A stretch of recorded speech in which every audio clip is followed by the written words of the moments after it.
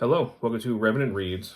I'm Vin, and I'm here with my son Ben, who is 10 years old in 5th grade, and we're going to be talking about some of the selections from the series I Survived that we have read together.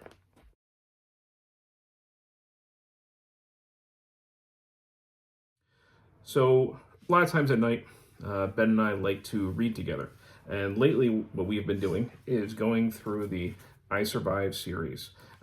In the world of booktube, March is also middle grade March, where we celebrate writing. Really, that is for middle grade students like Ben. I'm not doing the official prompts for middle grade March, but I do read a lot of middle grade. I'm also a middle school social studies teacher, so I do read some middle grade to young adult. Quite often, I'm reading more and more. But we've read two selections very recently. Well, there's some very loud motorcycles going by making noise. Don't know if that's picking up on the camera. A few years ago, 2 summers ago, we had read I Survived the Battle of Gettysburg. And that was before we actually went to the battlefield. So I think, you had just turned 9. Do you think that this helped you understand the battle a little bit more before we went? Yeah, and I'm pretty sure when we went, we made a video on when we got back about the books that we got there. Yeah. Like this weird fly one. Mm-hmm. Yep, so that's pretty deep in my videos at this point, but if people are interested in going to look for that, you can certainly find that. But I do think that this gave him an overall idea about what the war was about, at least how slavery was involved, and at least a little bit about how the war went. So this did help, I think, give him some preparation. And what we started doing with this series, is we read a book together, and then we watch a film that kind of helps give him some more visuals. When we did this, we had watched parts of the film Gettysburg, just so I can show him at least like some battle scenes, and that's not a film that's particularly graphic. But I still think it's a pretty solid Civil War film. But lately, what we've been reading first, and he's choosing which books we read.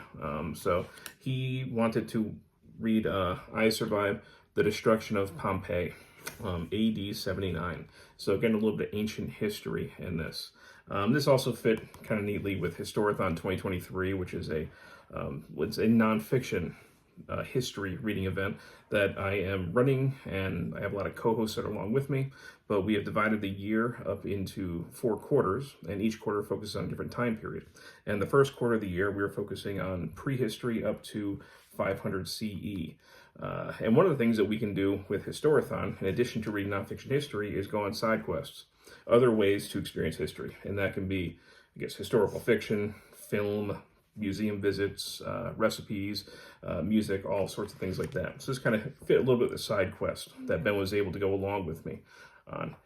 So we read this one, and this was about a boy who's a slave, and his father's a slave, and they're trying to escape slavery while also escaping the eruption of Mount Vesuvius. And each of these books, they're written for a middle grade audience, and they all run less than 100 pages so far from what we've read. And I think they do a pretty good job of giving the reader a little bit of insight into what life was like during this time, some of the conflicts that were going on, and then of course you have the major disaster, whether it's nature or man-made, happening that the person has to escape. Do you think that you learned about life in ancient Rome from reading this? At least a little bit about it? Yeah, I guess a little bit about it. Yeah? Did you find the story exciting at all? Not the deaths, but I don't know what I would find exciting about it. Well, there are many times when, we would read a few chapters a night, and you would want to keep on going and keep on reading the chapters. So yeah, each chapter gets pretty intense. Okay. Yeah, so he's usually pretty engaged in the story when we read these. And we coupled this one up with the Paul W.S. Anderson film Pompeii, which I had not seen before. It's PG-13. And it was pretty much what I expected. The writing wasn't particularly great, but it did have some cool CGI, and it was fun to see Mount Vesuvius explode. And I think that you had some fun with that movie, right? Pompeii, seeing the destruction. I think it had some surprises in store for you. So I think we overall enjoyed this.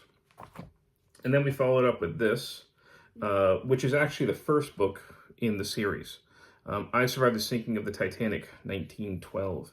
What did you think about this one? Very cool.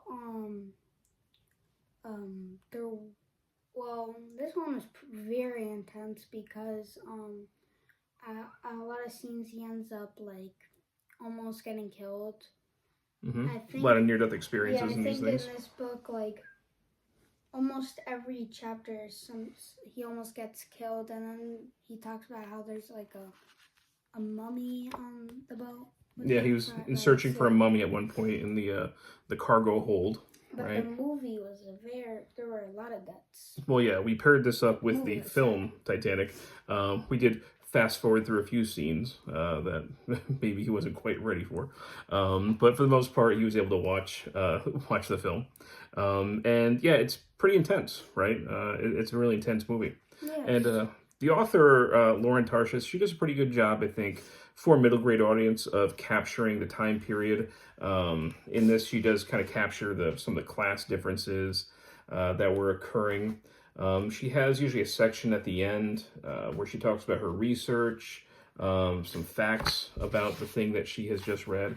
And every book also comes with some illustrations to give the reader some visuals. Before I started reading the I Survived series with my dad, I think I started in like 4th grade. I read 2. This one with these bears attacking people.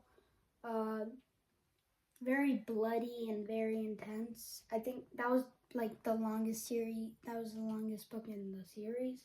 It was like past.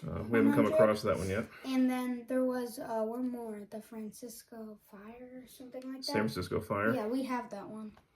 Yeah, so we actually have quite a few of these. He had gotten a whole box set, I think like maybe two Christmases ago or so. He also has the graphic novel version of the I Survived the Shark Attacks of 1916, and also the book. So a lot of these have been made into graphic novels. So yeah, I read this one in 4th grade, maybe by like the start of the year. It was, I don't remember much about it. I know there was this whole town caught on fire.